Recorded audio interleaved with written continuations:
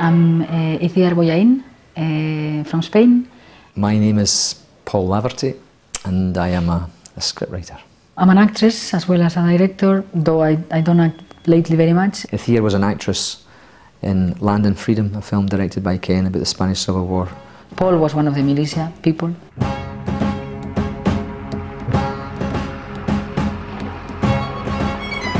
In Germany, I was a pastry cook. What? Pastry, very nice. Yeah, pastry cook. And you, Jean, what was your job? 11 years on the sea. Bosun. Nine marchand? Yes. Yes, okay. I've just spent 6 days on the sea. It was enough for me. I went from Liverpool to Marseille and I was sick all the time. So, I'm not a sailor. I was a servant. Cleaner? Yeah, servant. For an English family. And the first day everything starts, they went running to England. So they left me alone in Barcelona, free for the first time of my life.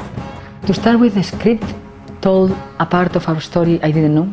I mean, in Spain, all these fights among the left have been kind of forgotten. So that was quite a shock. Then we went over there. He made a group of 16 people who was absolutely mental. We have French actors, we have an American, we have Italian, and we have half of them were not actors at all. So 16 of us, half were actors, half none. They put us together in a hotel like a month or half a month beforehand. We did training with some army people in the, I mean, we did like a military service of 2 weeks.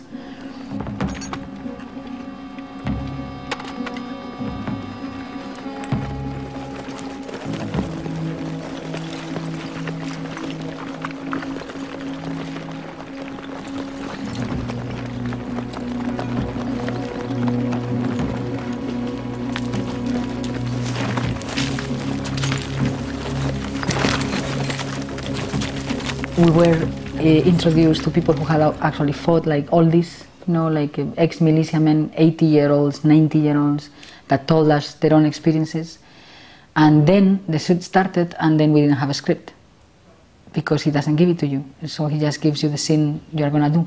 So you don't know what's gonna become of you, what's gonna happen to you. So there was a kind of a sense that you better watch yourself because you might be killed any moment and sent back home, and we wanted to be in the film. So we really feel like we were, I mean, it was so easy to get into the mood of what we were doing, because he does all sorts of tricks and little things for you to forget about the camera, forget about everything, and feel you were. And I think the 16 of us went into this kind of dream, and we had such a laugh and such a, I mean, we really went through it. Check us a cartridge. Hey, chuck us a fucking cartridge. Swim him down there. I'll give a fuck out of here. Give us a fucking cartridge. Give me a fucking cartridge. Don't even jump up there like I'm taking. We were shooting in villages. Some of the people we were with had fought or had family who fought. So it became everything was very emotional because it was so rooted. I think apart from tricks of not giving the script and anything, you feel you were doing very rooted, something very rooted and very, very true somehow, and you felt part of it, and that was.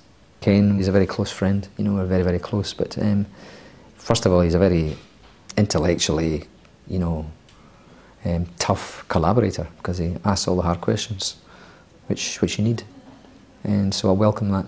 And also, but he's a very generous man, and he's also a very, very funny man, so it's great fun to be with him.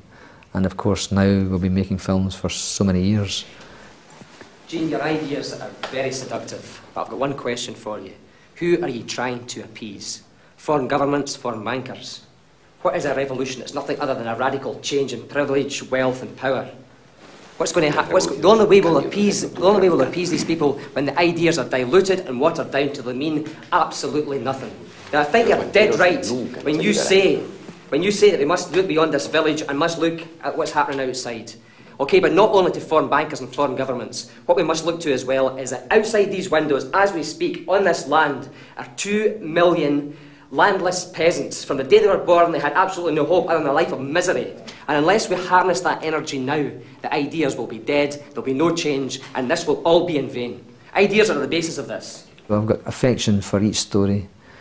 you know, for many different reasons. Sometimes it's the people you've met on it, sometimes because the project has been so difficult. Every film has given me so much, because through research and through the people you meet.